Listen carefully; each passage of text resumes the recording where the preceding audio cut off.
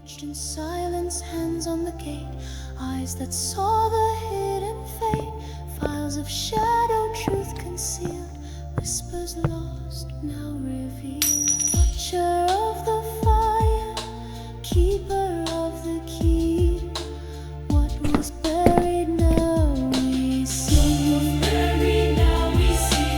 What was buried now we see. Before there were books, before the land knew maps or borders, when the fire was the first teacher and the night held secrets no tongue dared utter, there lived a thing, a beast, a man, neither, Ombik, known by many names, Obibi, Ombibi, Ombik. This creature walked not with footsteps but with a presence that made the wind cower and the trees lean away.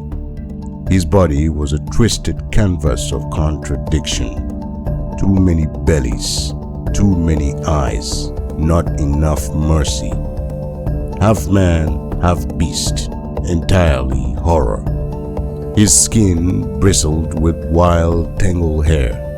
His head looked as if it had been stitched together by a mad god, lopsided, sneering, always watching. His legs were thin like termite legs with buttocks so small it was as if shame had been carved into his very form. But don't laugh, never laugh, because he did, and his laugh could rot the courage out of your spine.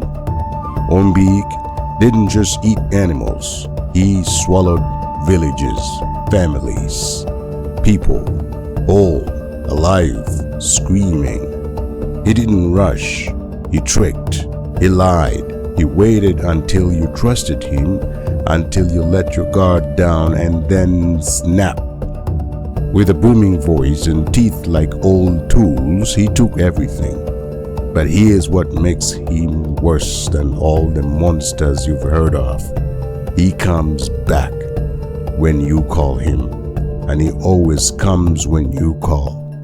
Elders spoke of him not just to frighten children, but to shape them up, to discipline the rebellious, to remind everyone that evil doesn't always come crashing through the door. Sometimes it knocks, laughs, and asks to be let in. So now, gather close to the fire, for this is no fairy tale. This is the story of Ombik, the monster who once swallowed the world. Long, long ago, when the world was young and the stars still whispered to the wind, there lived a monster named Ariche, feared by all and known to the Acholi as Ombik. He was no ordinary creature. Some say he had the body of a man but the eyes of a spider. Too many to count. Others say his belly was big enough to carry a village and his voice could shatter the silence of the hills. His laugh could curl your blood.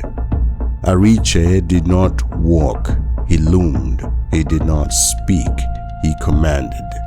And worst of all, he ate, not just goats, not just cows. He ate people, all of them.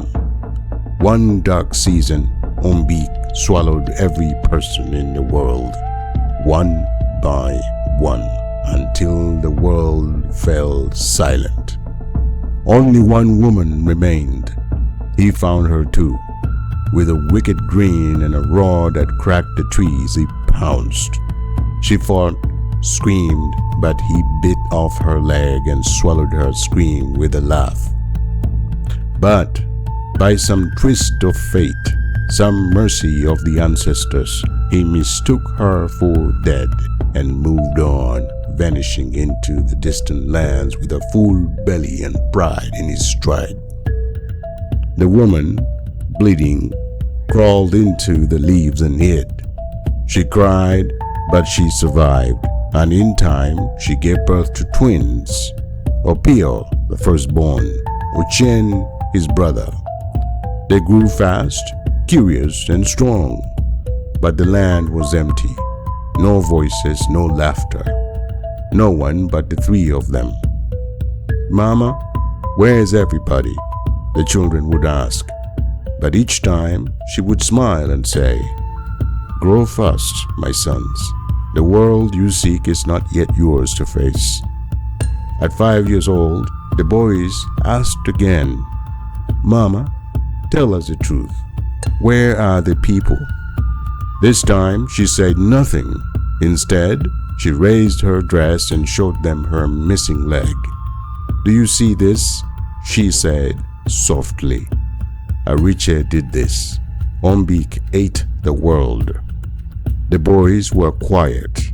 Then, with fire in their eyes, they asked, "If we ask you to call him, will you?"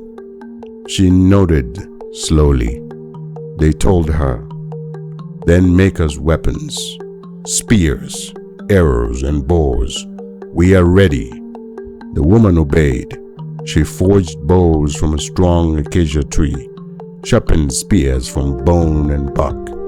Then she climbed the tallest anthill, stood with her face to the sky, and began to call, "Ariche, Ariche, no, Ariche, Ariche, no, Ariche."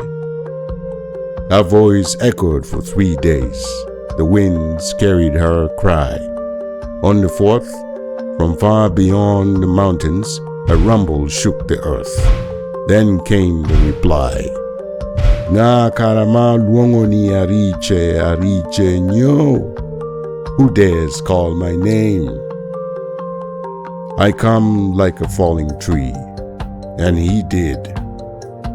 Ombik, terrible and furious, charged through the forest, his roar tearing through the trees.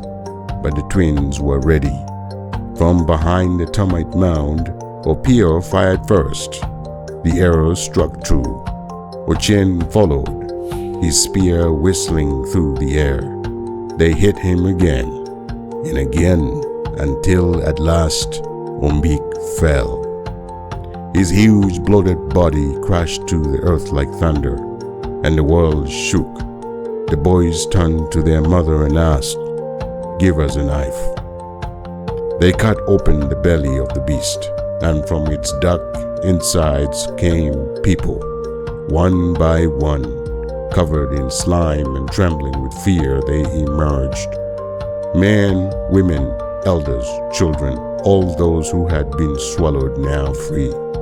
They surrounded the twins, praising them, dancing, weeping. And then someone asked, "Let one of these boys become our chief. Let him lead us." But Opio and Ochen shook their heads. "No, the honor belongs to our mother." And so it was. The woman with one leg, who hid among the leaves and gave birth to the future, became the chief of a new world.